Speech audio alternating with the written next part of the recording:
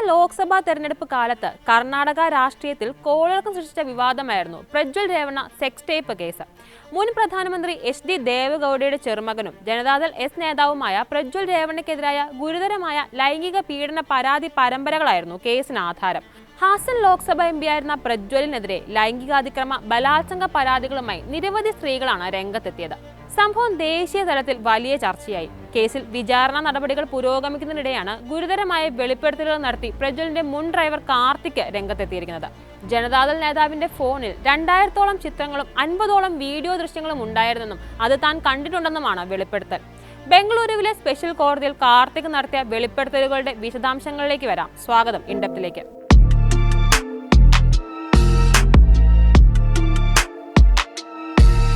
2024 April 26-ന് കർണാടകയിലെ ലോക്സഭാ തെരഞ്ഞെടുപ്പിന്റെ ആദ്യഘട്ട വോട്ടെടുപ്പിന് ദിവസങ്ങൾക്ക് മുൻപാണ് ഹാസൻ മണ്ഡലത്തിൽ NDA സ്ഥാനാർത്ഥിയായിരുന്ന പ്രജ്വലിന്റെ ലൈംഗികാതിക്രമ വീഡിയോകൾ സോഷ്യൽ മീഡിയയിലൂടെയും പെൻഡ്രൈവുകൾ വഴിയും വ്യാപകമായി പ്രചരിക്കുന്നത്.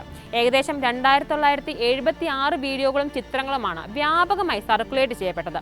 സംഭവം മാധ്യമങ്ങൾ ഏറ്റെടുത്തതോടെ പ്രജ്വൽ തന്നെ റെക്കോർഡ് ചെയ്ത ദൃശ്യങ്ങളാണ് ഇവയെന്നും റിപ്പോർട്ടുകൾ പുറത്തുവന്നു. വീട്ടുപണിക്കാർ മുതൽ സർക്കാർ ഉദ്യോഗസ്ഥരും രാഷ്ട്രീയ പ്രവർത്തകരും വരെ പുറത്തുവന്ന ദൃശ്യങ്ങൾ ഉണ്ടായിരുന്നു. പ്രജ്വലിനെതിരെ സ്ത്രീകൾക്കെതിരായ ലൈംഗിക പീഡനം, ഭീഷണി, ബ്ലാക്ക്മെയിലിംഗ് തുടങ്ങിയ കുറ്റങ്ങൾ ആരോപിക്കപ്പെട്ടു. ഹാസനിൽ വോട്ടെടുപ്പിന് തലേദിവസമായിരുന്നു ദൃശ്യങ്ങൾ വ്യാപകമായി പ്രചരിച്ചത്. പ്രജ്വലിനും പാർട്ടിക്കുമെതിരെയുള്ള രാഷ്ട്രീയ ഗൂഢാലോചനയുടെ ഭാഗമാണ് ഇതെന്നായിരുന്നു തുടക്കത്തിൽ ജനതാദൾ നേതാക്കളുടെ ആരോപണം. പ്രജ്വലിന്റെ അമ്മാവനും മുൻ മുഖ്യമന്ത്രിയുമായ എച്ച്.ഡി. കുമാരസ്വാമി സംഭവത്തിന് പിന്നിൽ കോൺഗ്രസ് നേതാവും ഉപമുഖ്യമന്ത്രിയുമായ D.K. ശിവകുമാറിന്റെ പങ്ക് ആരോപിച്ചു. എന്നാൽ പ്രജ്വലിന്റെ ലൈംഗികാതിക്രമങ്ങൾക്ക് ഇരയായ ഏതാനും സ്ത്രീകൾ പോലീസിൽ പരാതി നൽകിയതോടെ കാര്യങ്ങൾ പിടിവിട്ടു. പ്രജ്വലിന്റെ പിതാവ് എച്ച്.ഡി. രേവണ്ണയ്ക്കെതിരെയും ആരോപണങ്ങൾ ഉയർന്നു. 2024 ഏപ്രിൽ 27-ന് കർണാടക സംസ്ഥാന വനിതാ കമ്മീഷന്റെ നിർദ്ദേശപ്രകാരം കർണാടക സർക്കാർ പ്രത്യേക അന്വേഷണ സംഘം SIT രൂപീകരിച്ചു.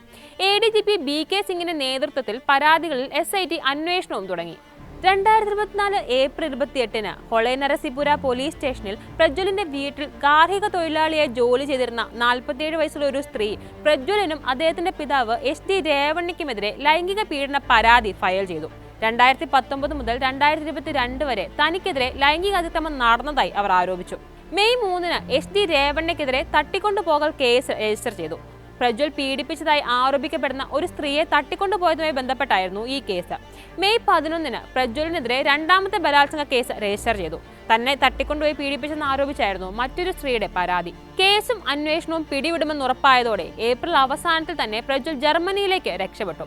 ഇതേ തുടർന്ന് കർണാടക മുഖ്യമന്ത്രി സിദ്ധരാമയ്യ പ്രജ്വലിന്റെ ഡിപ്ലോമാറ്റിക് പാസ്പോർട്ട് റദ്ദാക്കാൻ പ്രധാനമന്ത്രി നരേന്ദ്രമോദിക്ക് കത്തെഴുതി. മെയ് 7-ന് ഇന്റർപോൾ പ്രജ്വലിനെതിരെ ബ്ലൂ കോർണർ നോട്ടീസ് പുറപ്പെടുവിച്ചു. ഒരു മാസത്തോളം പ്രജ്വലിനെ കുറിച്ച് അന്വേഷണ സംഘത്തിന് ഒരു തുമ്പും ഉണ്ടാക്കാനായില്ല. ഒടുവിൽ പിതാവിന്റെ നിർദ്ദേശപ്രകാരം ഇയാൾ നാട്ടിലേക്ക് മടങ്ങി. എന്നാൽ മെയ് 31-ന് നാട്ടിലേക്ക് മടങ്ങും വഴി ബംഗളൂരുവിലെ കെമ്പേഗൌഡ വിമാനത്താവളത്തിൽ വെച്ച് പ്രജ്വലിനെ SIT അറസ്റ്റ് ചെയ്തു. കേസിൽ അന്വേഷണം പുരോഗമിക്കുന്നതിനിടെയാണ് മുൻ ഡ്രൈവർ കാർത്തിക്കിന്റെ വെളിപ്പെടുത്തലുകൾ നടക്കുന്നത്. 15 വർഷത്തോളം രേവണ്ണ കുടുംബത്തിനു വേണ്ടി ഡ്രൈവറായി ജോലി ചെയ്തയാളാണ് കാർത്തിക്. അതിലേറെ പ്രജ്വലിന്റെ വിശ്വസ്തനും. എന്നാൽ ആ വിശ്വാസം മാറിമറിയാൻ ഒരു ദിവസം മാത്രം മതിയായിരുന്നു. 2023-ൽ ഒരു ദിവസം പ്രജ്വൽ ജയാനഗറിലെ അശോക പില്ലറിനടുത്തുള്ള തന്റെ പെൺസുഹൃത്തിന്റെ വീട്ടിൽ പോയതായിരുന്നു. ഫോൺ കാറിൽ മറന്നു വെച്ചാണ് പ്രജ്വൽ പോയത്. അന്ന് കാർത്തികായിരുന്നു ഡ്രൈവർ. നേരത്തെ പലപ്പോഴും പ്രജ്വൽ സ്വന്തം ഫോൺ സൂക്ഷിച്ചുപയോഗിക്കുന്നതും സ്വകാര്യമായി ചില ദൃശ്യങ്ങൾ കാണുന്നതും കാർത്തിക്കിന്റെ ശ്രദ്ധയിൽപ്പെട്ടിട്ടുണ്ട്.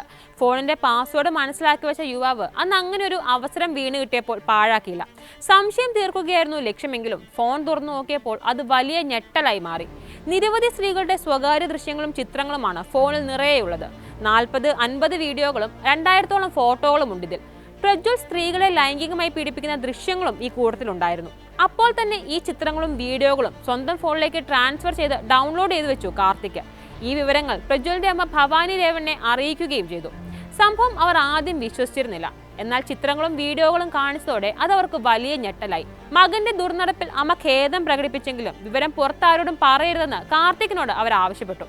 അമ്മ പ്രജ്വലിനോട് വിഷയം സംസാരിച്ചതോടെ കാര്യങ്ങൾ പിടിവിട്ടു.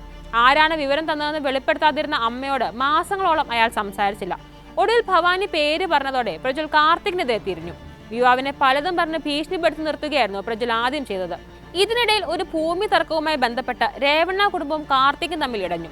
നിയമസഹായത്തിനായി സമീപിച്ചത് BJP നേതാവും ഹാസനിൽ മുൻപ് സ്ഥാനാർത്ഥിയുമായിരുന്ന അഭിഭാഷകൻ ദേവരാജ ഗൌഡയായിരുന്നു. ഭൂമി തർക്കത്തിൽ നടപടികൾ പുരോഗമിക്കുന്നതിനിടെ പഴയ സെക്സ് ടേപ്പുകൾ കാർത്തിക് പുറത്തെടുത്തു. ആ ദൃശ്യങ്ങൾ ദേവരാജ് ഗൌഡയ്ക്ക് കൈമാറി. BJP നേതാവാണ് ആ ദൃശ്യങ്ങൾ ചോർത്തിയതെന്നാണ് കാർത്തിക് ആരോപിച്ചിരുന്നത്. കേസിൽ 2024 ഓഗസ്റ്റ് 24-ന് SIT 2144 പേജുള്ള പ്രാഥമിക കുറ്റപത്രം സമർപ്പിച്ചു.